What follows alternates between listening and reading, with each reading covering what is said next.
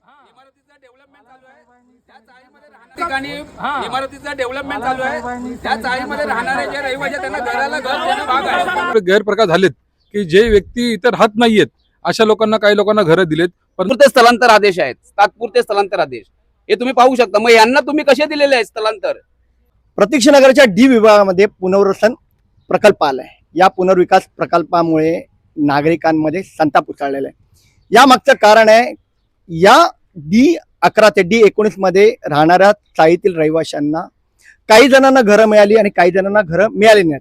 यामुळे रहिवाशांचा संताप होत आहे. या अनुषंगाने आज म्हाडाकडून या चाळींची तोडक कारवाई होणार होती. मात्र नागरिक आणि स्थानिक राजकीय नेत्यांनी याला विरोध दर्शवलेला आहे.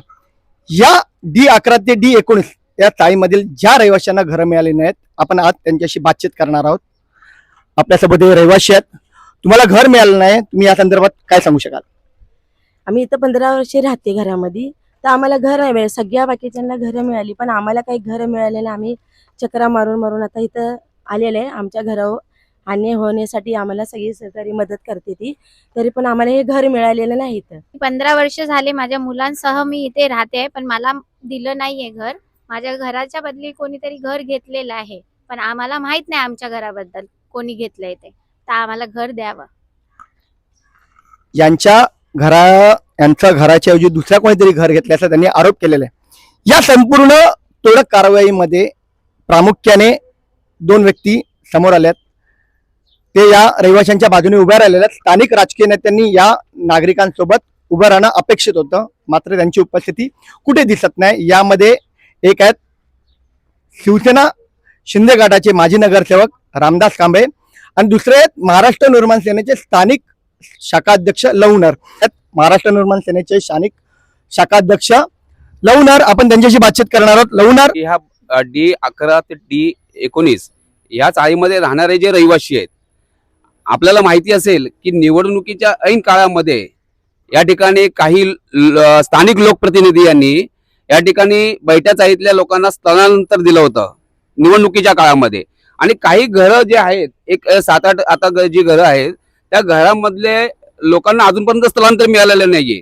परंतु आज 15-20 वर्ष ते त्या चाळीमध्ये राहत आहेत, परंतु त्या लोकांना अजूनपर्यंत घर दिलेलं नाहीयेत. आणि आमची मागणी आहे की ज्या प्रकारे तुम्ही या बैठ्या चाळीमध्ये असणाऱ्या लोकांना तुम्ही घरं दिली, मग ते कोणत्या पद्धतीमध्ये दिलेली आहेत त्याचा आम्हाला एक पुन्हा माहिती द्यावी. आपल्याला माहिती असेल या परिपत्रकामध्ये 2014च्या परिपत्रकामध्ये लिहिलेलं आहे बघा की या ठिकाणी जे पुनर्वसन होत असेल आणि त्या ठिकाणी बैठ्या चाळीमध्ये जे रहिवासी राहत असतील तर त्यांना आपण अपात्र या घुसखोर म्हणून त्यांना पुनर्वसन करायचं आहे. आपण त्यांना चाळीमध्ये कुठे बिल्डिंग मध्ये तुम्ही स्थलांतर द्यायचं आहे, तरीपर्यंत या लोकांनी स्थलांतर दिलेलं नाहीये. आणि आमची मागणी आहे की ज्या प्रकारे तुम्ही बाकीच्या लोकांना तुम्ही स्थलांतर दिलेलं आहे त्याच प्रकारे तुम्ही या लोकांनाही 8 जणांना ते स्थलांतर द्यावं. ते स्थलांतर आदेश आहेत, तात्पुरते स्थलांतर आदेश हे तुम्ही पाहू शकता. मग यांना तुम्ही कसे दिलेले आहेत स्थलांतर? तर त्याच प्रकारे आपण या लोकांना सुद्धा स्थलांतर द्यावे ही आमची महाराष्ट्र नवनिर्माण सेनेच्या माध्यमातून मागणी आहे. रहिवाशांना घर मिळत नाही, आपली या संदर्भातली भूमिका आपण स्पष्ट करा. नाही, आपलं तुम्हाला सर्वांना माहित आहे एक म्हाडाचं धोरण आहे की या ठिकाणी चाळ आहेत त्या ठिकाणी चाळी तोडून त्या ठिकाणी म्हाडा त्या बिल्डिंग बांधते. या ठिकाणी T53, 54, 37, 38 या इमारतीतील रहिवाशासाठी आपण या ठिकाणी सर्व पक्षाच्या लोकांनी आपापल्या पद्धतीने आंदोलन केले, लोकांना अधिकाऱ्यांना भेटले आणि त्या ठिकाणी या ठिकाणी शिफ्टिंग होणार आहे. या ठिकाणी बिल्डिंग बांधणार आहोत. या ठिकाणी बिल्डिंग बांधण्यासाठी जी चाळ होती ही चाळ तोडण्यात आली. पण या चाळी तोडत असताना असे काही इथे गैरप्रकार झालेत की जे व्यक्ती इथे राहत नाहीयेत अशा लोकांना काही लोकांना घरं दिलेत. परंतु जी व्यक्ती तर 10 वर्षापासून राहते, 12 वर्षापासून राहते, यांना इथं घर नाहीत. ह्या नागरिकांचं म्हणणं आम्ही माहिती घेतली, ह्या रूमवर कोणी दुसऱ्या रूमा घेतल्यात, परंतु जे हकदार आहेत त्या लोकांना घर भेटत नाही अजून तरी. त्यासाठी आम्ही शिवसेना म्हणून माननीय शिंदे साहेब, आम्ही इथं महाराष्ट्र नवनिर्माण सेना इथं शिवसेना उभाटाचे ह्या अधिकारी आलेत. आम्ही सर्व ह्यांच्या ताकदीने ह्या ठिकाणी पाठीमागे राहूत. वेळ पडली आंदोलन घेऊ आणि ह्यांना आम्ही माननीय उपमुख्यमंत्री एकनाथ शिंदे साहेबांकडे स्वतः घेऊन जाणार आहे. प्रश्न म्हाडाचे अधिकारी म्हणतात आणि आम्ही ह्यांना घरं दिलेले आहेत. तर घरं दिलेत तर मग हे लोक राहणारे कोण आहेत? ह्यांच्याकडे पेपर कुठून आले 10 वर्षाचे? मग तुम्ही ज्यांना घरं दिलेत मग ते लोक कोण आहेत? त्यांची तुम्ही पेपर पडताळणी केली का? आणि ज्यावेळेस प्रश्न मी मांडला त्यावेळेस त्या ठिकाणचे डेप्युटी CEO बोबडे साहेबांनी सांगितलं ज्यांना घरं दिले त्यांचे पेपर डुप्लिकेट आहेत. हे स्वतः त्यांनी मान्य केलेलं आहे. पण तुम्ही मान्य करून सुद्धा मग त्या माणसाला तुम्ही घरं देतात. बघ, कोणाला घरं दिलं त्याला मग आमचा विरोध नाहीये. आमचं फक्त एकच म्हणणं आहे, जो व्यक्ती राहतोय, जे म्हाडाचा जो धोरण आहे की जो माणूस राहतोय त्याला तात्पुरत्या स्वरूपात पात्र अपात्र हा नंतरचा पार्ट आहे, तर तोपर्यंत शिफ्टिंग देणं, तर तो पार्ट त्यांनी केला पाहिजे.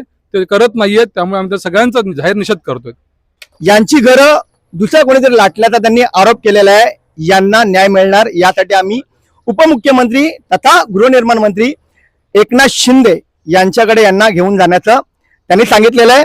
आता यापुढे यांना घर मिळतं की नाही मिळतं या येणाऱ्या काळात कळणार आहे. BSN मराठीसाठी मंगेश म्हात्रे, सायन, मुंबई.